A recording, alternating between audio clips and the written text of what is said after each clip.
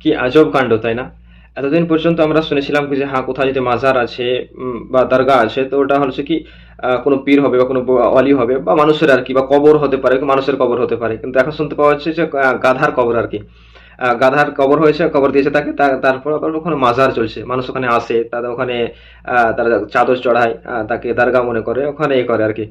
ঠিক সেরকম আজ মানুষ কতটা বদলে যাচ্ছে, আস্তে আস্তে আস্তে আস্তে মানুষ হয়তো মুসার জামানাতে মানুষ জানোয়ারকে, হাইওয়ানকে, জানোয়ারকে তারা আল্লাহ মনে করতে নিয়ে গেছিল। তো ঠিক সেরকম আজকে মানুষ গাধাকে তাকে কবর দিয়েছে, কবর দেওয়ার পর তাকে মাজার বানিয়েছে।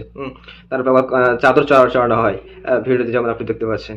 কি আজব দুনিয়া হয়ে গেছে, তাই না?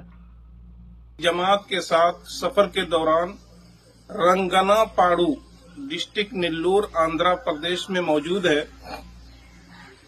हमारे सामने जो ये कब्र दिख रही है, ये कब्र हम लोग बहुत पहले सुना करते